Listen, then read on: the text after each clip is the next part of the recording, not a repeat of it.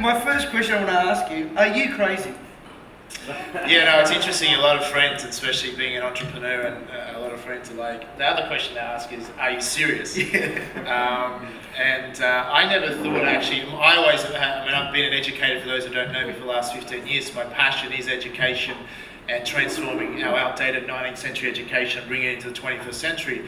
I always believed though, in maybe 10 years I would maybe enter politics. I thought you had to wait till you were 50, 55 and had enough grey hair before you did something like that. But one of my advisors said, Jamie, don't worry about that, go into politics, you'll get grey hair at any age. So it's been a decision that I think intuitively that so many people in this country are disillusioned with the political choices we have. People are not happy with our current Prime Minister, who was never elected by the people, by the way, as we know.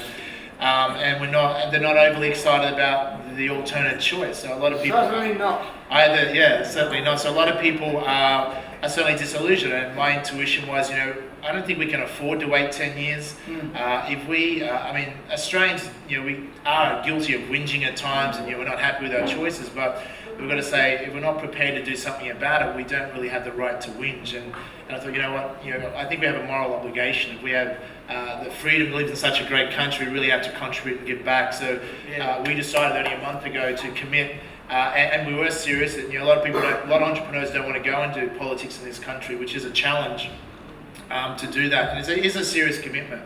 But we decided a month ago, and once you start the ball rolling, you really can't stop it. It's been huge since then. Point of question, Jamie, and I'm sure, any slush funds we need to know about or anything like that? Or anything? Yeah, I was asked. Any union slush funds or anything like that? I was asked this question by a journalist, common question, do you want to be the Prime Minister of Australia one day? And I said, well, first of all, it's a little bit premature. I'm heading up a minority party, but I said, look, I'm not really sure I have the characteristics to be a current Prime Minister. For instance, I don't have, my house hasn't been paid for by secret slush funds, let alone renovated. I haven't, spent $250 billion of taxpayers' money, and I haven't stabbed an elected Prime Minister in the back, and I don't intend routinely lying to the very voters that put me in power, so I'm not sure I have the characteristics to be a current Prime Minister in this country. Well, mate, I've got to tell you something, it takes a lot of guts to say stuff like that, and I commend you for it, because that's a lot of the mindset that people have in this country, which is an important question. Well, why 21st century Australia now? Why at this juncture in time? I mean, you could have done a couple of years ago, but why now? Well, I think two things. A lot of people that want to go into politics will just go for either the major parties. I mean, the easiest way if you want to be elected in this country is just be a union official and then work your way up and get a safe seat and you're elected for the current government. That's the easiest way to go into politics. Why did we want to create a party when, we, in a country that has two major parties? I guess one way you could look at it is, if you remember when there used to be Qantas and Ansett, the duopoly that controlled the aviation industry in this country, and then there was a new fledgling company that come along known as Virgin, and rebellious entrepreneurs such as Richard Branson.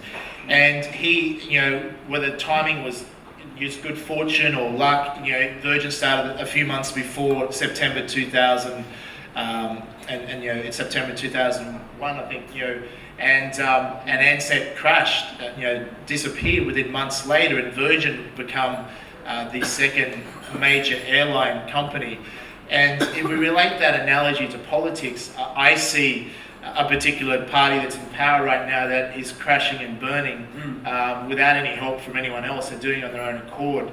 And I think if we can get our act together as a group of passionate Australians and be organised in this country, we can deliver not only a legitimate third party force in this country, but we can become a major party. I think it was Margaret Thatcher that once said, sooner or later socialism runs out of other people's money. That would be you. Our money. Okay. And, I think it's true, yeah.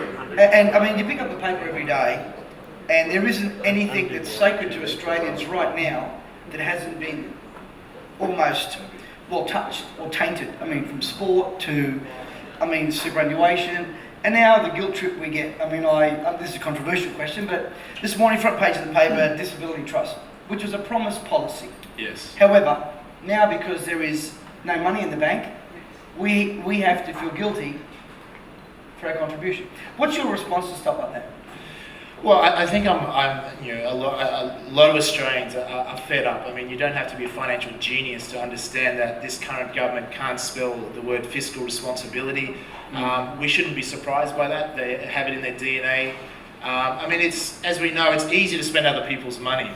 What we want to see, and what many are familiar with our top 25 policies, but one of the biggest policies is that we want to remove government spending from the hands of what we would say inept politicians. Just like interest rates are set independent of the Treasurer, and for a very good reason, I think government spending should be put in the hand of an independent board where you have the best business brains, the best finance brains, the best people to represent the community and the taxpayer, so our taxpayers' money is protected and our taxpayers' money is used wisely.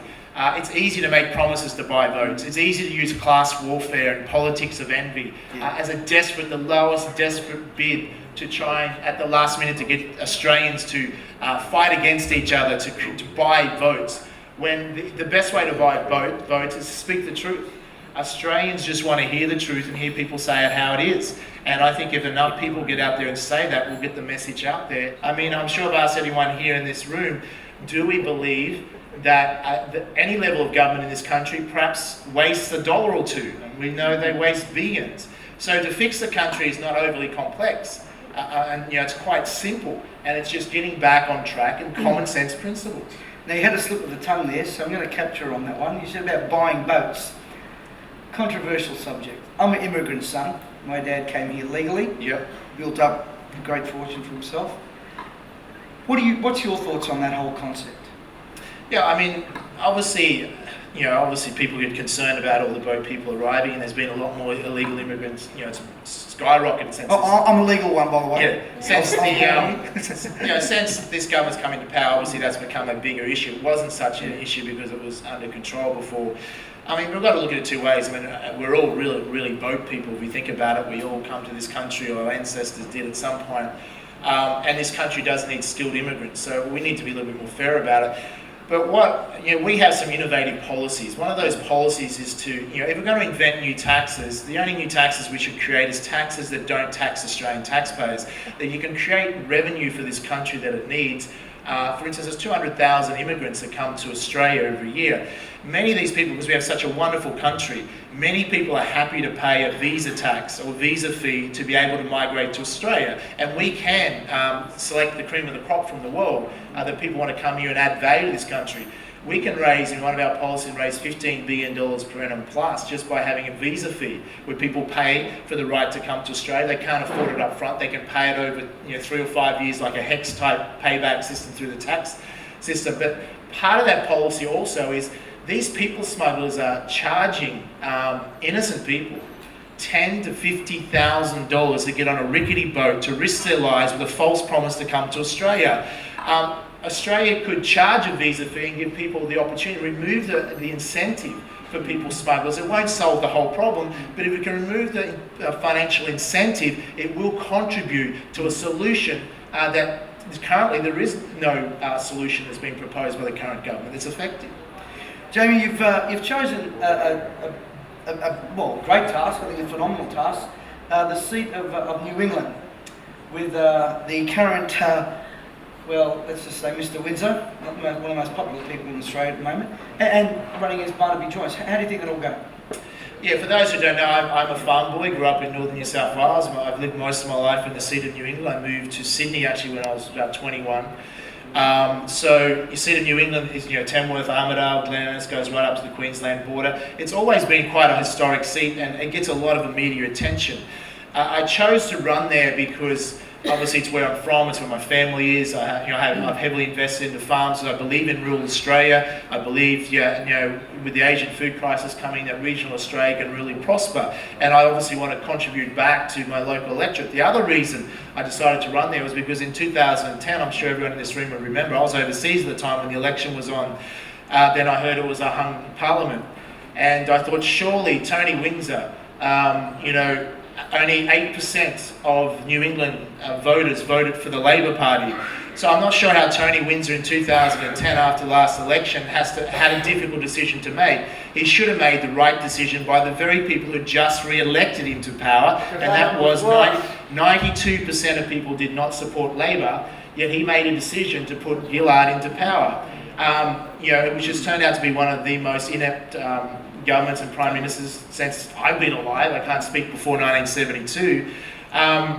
But he will still stand there and defend that decision, despite only 8% of his electorate who just elected him saying to do it. Now he'll also argue and say that, I brought a lot of money into New England.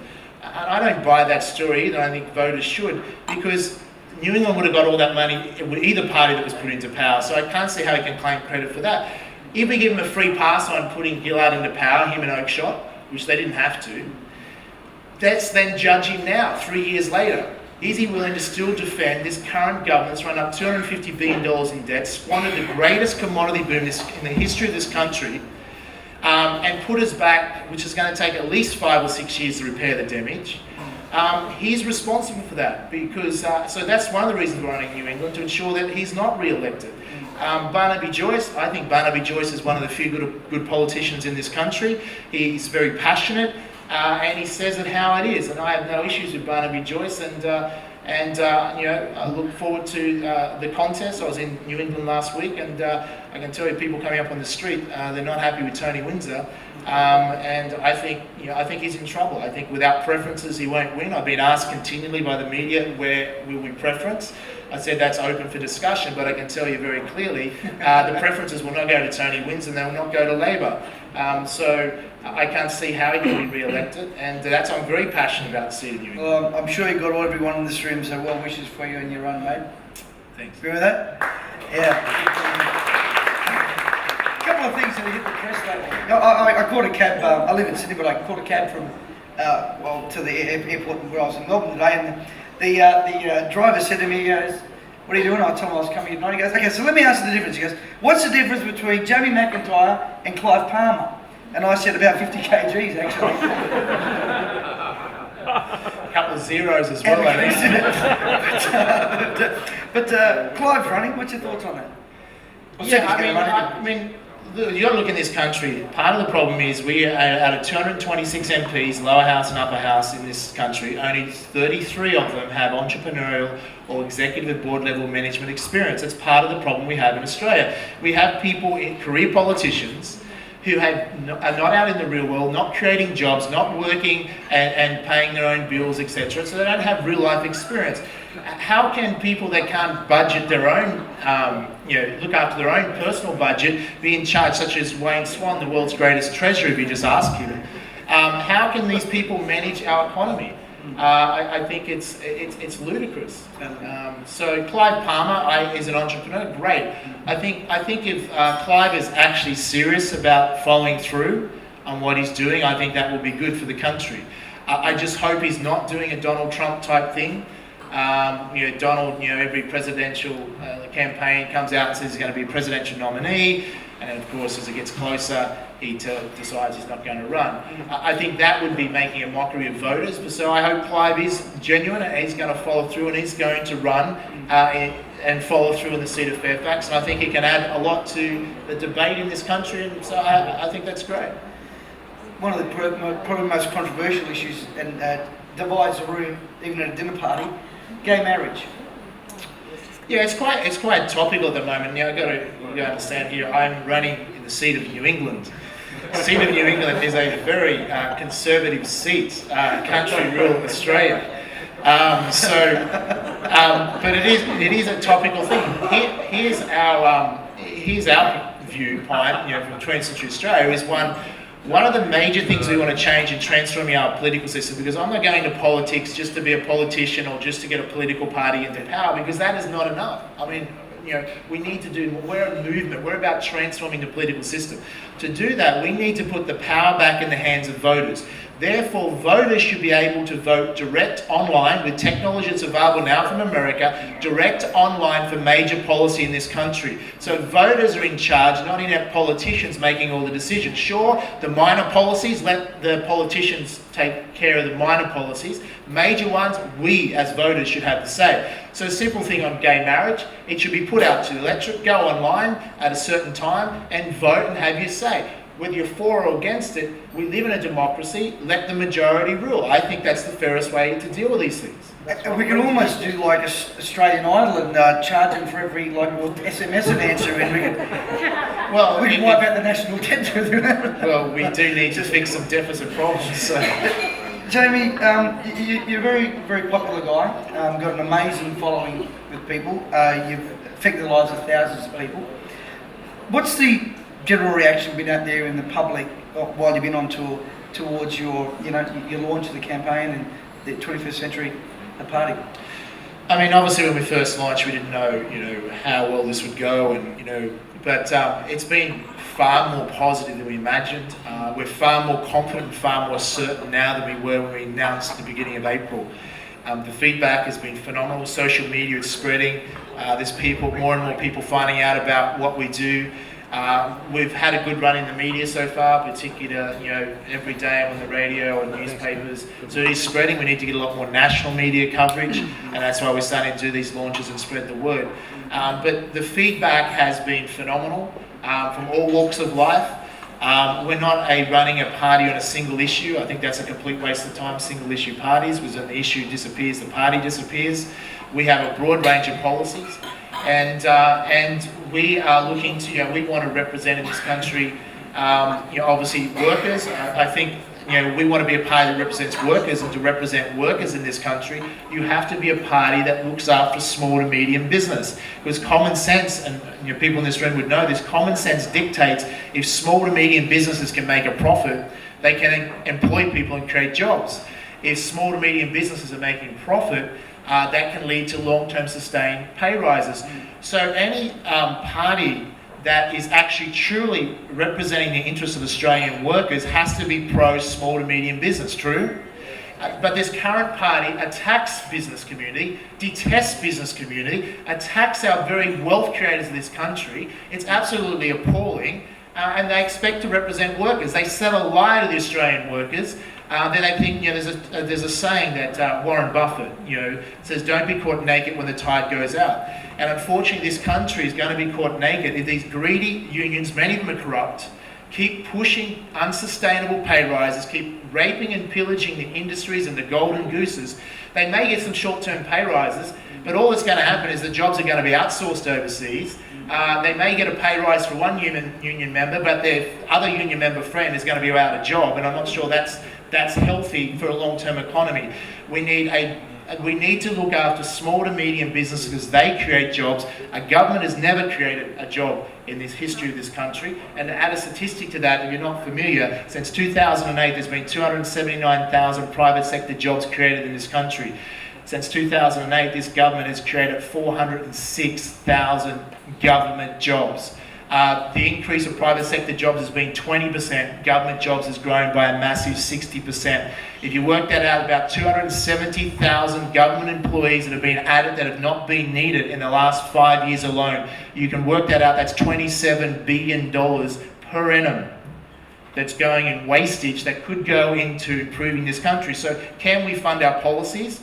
Yes, we can, because we just got to get rid of the sheer wastage we have in this country. Now, Jamie, I'm holding a document here, which is your policies, which, by the way, guys, we've got a couple of copies if you'd like some of these this evening, or you can download it, but you actually have policies.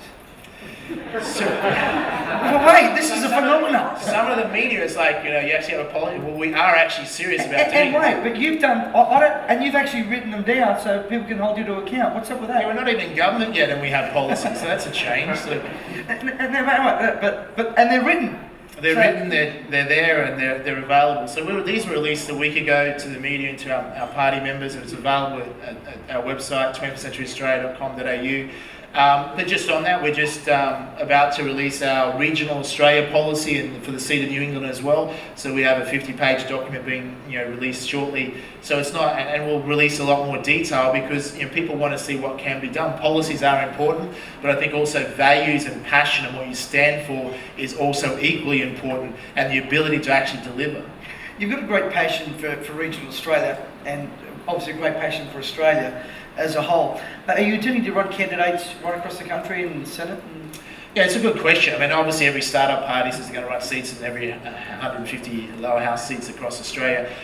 We would obviously like to do that, but we're being strategic. We intend running candidates in the majority of lower house seats. We have already 100 candidates that have applied and more coming in daily. So the word is spreading and a lot of people want to be a part of what we stand for. And this is just early stages. 5 months to the election is a long time in politics. And I see us growing, use the analogy of a grass fire. We have a lot of ground. Most parties that start off don't have 600,000 followers on our database that, I said for the last 15 years as an educator, I will share whatever I've learned off the most successful people on the planet that's transformed my life. In return one day, when it comes time, in return that the people that I've helped will help me make a bigger difference in this country. And that time has now come. And so we have an army of passionate people, and no party started ever in the history of this country. It starts with 600,000 people that are around this country nationwide that will support what we stand for, and that's already spreading to more people. So we will field seats in the majority of the lower house seats and also Senate seats in this country. So every person in this country, come September, will have at least the opportunity in the Senate or lower house to be able to vote for 21st Century Australia and have a choice between the current. One of the strategic things that Barack Obama did in America was attract a younger generation of voters. Yeah. Historically in Australia, it's not been one of the great things to do. You're already going, I'm going down to vote, awesome, How do you intend to attract the younger generation? Yeah, I think the two major parties really miss this. They're trying to learn about social media and get involved in that. Young Australians, I guess like all Australians, have good BS detectors. And you just can't be manufactured. Our current politicians don't say a word unless their political advisors tell them what they can and can't say. They have their speech writers. They're so manufactured. They can't speak passionately and speak their mind. And Australian voters want to hear that. So do young people. So we already are attracting a lot of the youth. That I've had so many people come up to me, and people I've never met before, say, I've heard about what you're doing. And I've never been interested in politics before, but I'm just so excited about politics now. We are getting people excited that have never been excited before. Because my belief is this: I think Australians deep down actually are passionate about the future direction of this country and are passionate about politics. What they're not passionate about is the political bickering, the political circus that they see in Canberra. And they're not passionate about when they don't see they have a choice or control over how this country's run. Give them that choice, give them that voice, and show them a way that they can vote on major policy. And we won't need compulsory voting to force people to vote because they'll want to vote. Great. Joby, a couple more questions before we pass the mic around the crowd and give people a chance to ask some questions. But what would your top 3 policies be? Yeah, it's a good question. Obviously, I talked about being able to vote direct on major policy, removing government spending from the hands of the politicians. Other policies, we have some innovative ones. We obviously the carbon tax we don't support. We think 100% of proceeds should go into a renewable energy funds. We should incentivise, not penalise, the carbon polluters. The current carbon tax is $23 a tonne. What's it trading at in Europe? About $3 last time I checked. So we should have a much smaller fee on that, and that should go 100% into either the carbon polluters can set up their own renewable energy fund, as long as it's audited, and so 100% of proceeds should go into the environment. We support a healthy environment and healthy economy. The two have to work together. We can't have the extreme greens on one side and industry on the other. We have to work together, just like workers have to work with, the unions have to work with industry. It's common sense. If we don't work together, we don't get anywhere. We're one country. So other policies, we want to see Australia Post turn into a bank. We need competition to the top 4 banks in this country. It's a simple way to do that. I wrote many of these ideas over a year ago in my book, 101 Ways to Improve Australia. A lot of them now are becoming topical in the media. I've campaigned for some time about high-speed rail network. This country needs that. The money that's been wasted by this current government could have funded that. It should start in Newcastle, Sydney, Canberra should be connected first, and then obviously through to Melbourne and Brisbane. So those things can make a difference, especially in Sydney, where congestion and those things are a major issue. The lack of infrastructure that's been spent in New South Wales and Sydney has been a problem. So there's some of our policies. The other thing that we want is obviously our education policy, but we want honesty and transparency in government. Why shouldn't all the taxes, these hidden taxes, be declared? When you go and put fuel into your car, the docket should print off and it should have to say what are the taxes you're paying out of every cent of fuel that you pay. What are the taxes when you buy a car? So the government should have to be honest and transparent so all voters can see what the taxes are at any given time. Now, Jamie, you've brought some of the greatest speakers on the planet to Australia, some great personalities, and very soon, of course, you're bringing out the big man, Arnold Schwarzenegger. Has he affected your thinking as far as, or is he a political mentor to you? And tell us a little bit about that, that's very important. Yeah, I mean, I think, Arnold Schwarzenegger, obviously, he's one of those rare individuals that succeeded in not just as an athlete and bodybuilder, but then as a Hollywood movie star, obviously entrepreneur, investor, and also then went into politics and achieved some great things in politics. I'm sure some of you in the room have read his book, Total Recall. If you haven't, it's probably one of the best books I've read in the last decade as far as inspiration of what you can do. So, yeah, I do see Arnold as a bit of political mentor. You've got to understand, Arnold had probably the best political mentors in the history of the world in the Kennedy family, and they were Arnold's mentors in politics. So in sharing, what he's been able to learn from the Kennedys, and also what he shared. I mean, I was in LA and had the chance to chat with him a few weeks ago, and I did ask him, about the political things, and his advice was basically politicians, really what I talked about before, they're too manufactured, they're not passionate, they don't believe in what they're saying. He said you just need to be passionate, believe in what you're saying, and get out there and speak the truth. And that's simple advice, but it would be great if our current political leaders could take note of that. Last question. How do we help? What can we do in this room? And of course, spread the word out and get a bit of a groundswell. What can we do to help? How can we get the message out? Yeah, I mean, I think it's important. The challenge that we face in this country is a thing called Facebook activism. People think if they just like something, they've done enough to change the world. But unfortunately, a like button doesn't change the world. So Facebook is a very powerful way to make a difference. But we have to do more than that. We need members. The common question is, when are we registering? Well, I can announce tonight that we'll be registering. You need 500 members to register a party with the Australian Electoral Council. We'll be registering this Thursday once we finish the tour at Melbourne tomorrow night. As of last night, we had 501 members that had joined 21st Century Australia. We will be officially registering. That doesn't mean we don't need more members. I know many of you in the room here already are members or becoming members tonight. We appreciate your support. Our next target is to achieve a minimum of 35,000 members this year. And the reason we want to do that, because that's all the Labor Party has in this country, is 35,000 members. Now the reality is we probably won't have to get 35,000 members to beat the Labor Party, because a lot of them are dropping off at a rapid rate. What can people do apart from becoming members? Spread the word, certainly on Facebook and Twitter.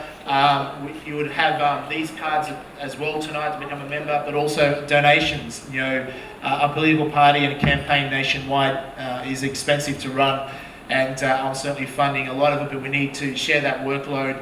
This is about giving voters a choice and Australians having a better future. Even as think back in 2010, if the 21st Century Australia existed and all we got up was 2 or 3 candidates in 2010, we would have controlled, we would have had the balance of power. So a minority party can have a lot of power, but we don't intend staying a minority party, because the reality is we only have to look at who we're competing against. Julia Gillard, no one, even if she had something to say that was worthwhile, people simply don't want to listen to her. And even though Tony Abbott, I met Tony Abbott and I had no personal issues with Tony, and I think he's improving, but the reality is he's not an inspiring leader, and people will only vote for him if they feel they have no choice. I think we can do better in this country, and that's what we need to look at. So we need, I think, also just pushing policies. We're the only party that wants to get into power to give the power back to the voters. Other parties want to get power to keep their power or increase their power. And democracy is about giving power back to voters. and that's what's important. So we need donations. On the back here, you'll see that there's some boxes you can tick. We're happy if you just want to chip in $10,000, that's fine by us. But if you can't afford 10,000, I'll be appreciative of just 5,000 donation. But whatever you can donate, small or large, we all, I believe, have a moral obligation. We can't just talk about what's not right with the country. We can't just talk about what we want to do to improve this country. We have to back that up with action. And I know I'm talking to people in the room that are out there on a day-to-day basis, taking action, employing people in this country, making a difference. And if we unite together as a group of people, I would not underestimate what can be achieved, and I would not underestimate the mood of this electorate for change. I believe that we can create a groundswell and we can shake this entire political election up come September. We have two major parties that are quite arrogant, are not dealing with what voters really want, and I think they have no idea what's coming. And that's good, because that is our strategy, to spread groundswell, to really make a difference and basically sneak up on them, because they won't see what's coming.